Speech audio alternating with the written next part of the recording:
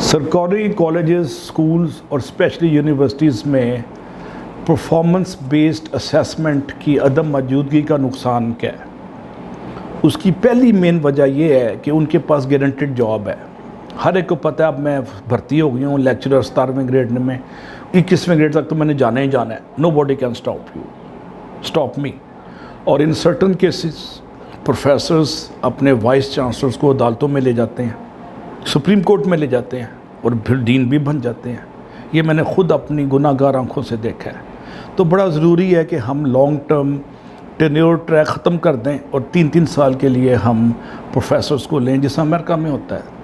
और 3 साल में अगर वो अच्छा परफॉर्म करता है तो उसको 3 साल एक्सटेंड किया जाए और उसका बाकायदा की परफॉर्मेंस इंडिकेटर बनाए जाएं, जिसकी बेस पे एक कमेटी असेस करे, ना कि खाली वाइस चांसलर या प्रिंसिपल या हेड मास्टर। और वो कमेटी इवन नंबर्स के बजाय ऑड नंबर पे हो और उसमें 1-2 रिटायर्ड लोग भी शामिल हों ताकि बाइसेस ना आए। Retired professors, retired bureaucrats, retired technocrats. तो जब हर प्रोफेसर की असेसमेंट 3-3 साल के बाद होगी तो वो डिसेंटली बिहेव भी करेगा, वो सियासत भी नहीं करेगा और वो एकेडमिक एक्सीलेंस पे भी जोर देगा, स्टूडेंट के अंदर इंटेलेक्चुअल स्टिमुलेशन पे भी जोर देगा। तो इस तरह वो परफॉर्मेंस बेस्ड जो असेसमेंट सिस्टम जब मर्ज़ वजूद में आएगा तो वाइस चांसलर्स जिनके या हेड मास्टर्स या प्रिंसिपल्स जिनके हाथ बंधे हुए हैं, उस फसादी को जो मुसलसल कॉलेज या यूनिवर्सिटी में मनफी सियासत के ज़रिए निज़ाम को तहस नहस कर रहा होता है, ताहुबला कर रहा होता है, उसको भी पता होगा कि 3 साल बाद मेरी एक्सटेंशन नहीं होनी, लिहाजा मैं डिसेंटली बिहेव करूं और फ़िज़ा में एक तहफ़्फ़ुज़ और एक डिसिप्लिन आएगा और एकेडमिक एक्सलेंस की तरफ इदारे जाएंगे। सरकारी यूनिवर्सिटियाँ बिलखसूस इस वक्त कुछ और नहीं तो सियासत का मबदा और हेडकोार्टर है, माखज़ है, मखरज है।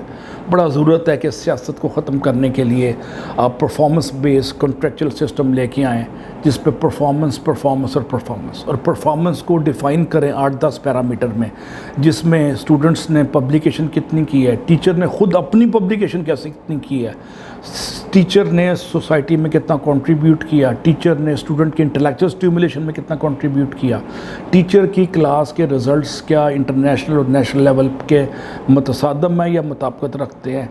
और इससे मिलते जुलते 3-4 इंडिकेटर बनाए जाएँ, जिसमें उसकी personality, leadership, motivational style, dress, manners, etiquettes और उसके एथिक्स सब के 10-10, 5-5 नंबर रख के 100 नंबर पे ग्रेड करे और ऑटोमेटिकली सेल्फ असेसमेंट पे वो बताए कि मैं क्वालिफाई होता हूँ कि नहीं होता। जिस तरह वाइस चांसलर सिलेक्शन के लिए इस वक्त 95-97% लोग ले लेते हैं अपनी सेल्फ असेसमेंट से। यही सेल्फ असेसमेंट यहाँ की जाए और एक कमेटी एवेल्यूएट करे, उसकी 3 साल पहले 6 महीने पहले एवेल्यूएशन शुरू हो जाए और 3 साल के एंड पे उसको कॉन्ट्रैक्ट टर्मिनेट कर दिया जाए या रोक दिया जाए। इस सेल्फ इम्पोज्ड अकाउंटेबिलिटी के बगैर यूनिवर्सिटियाँ सियासत का मंबा बनी रहेंगी और वहाँ परफॉर्मेंस चेक करने का ये कि में आ रहा है कि वीसी साहब ने गवर्नर की कितनी खुशामद की या वाइस चांसलर या आपकी चीफ मिनिस्टर की कितनी खुशामदें की, उसके नाजायज़ काम कितने किए ताकि एक्सटेंशन मिले, या फिर इसके साथ साथ उसकी परफॉर्मेंस अगर मेरिट पे होती है चेक वीसी की भी, डीन के भी, लेक्चरर की भी और आपके हेड ऑफ डिपार्टमेंट की भी। ये परफॉर्मेंस बेस्ड मेरिट के इंडिकेटर्स बनाने चाहिए, ये वक्त का तकाज़ा है।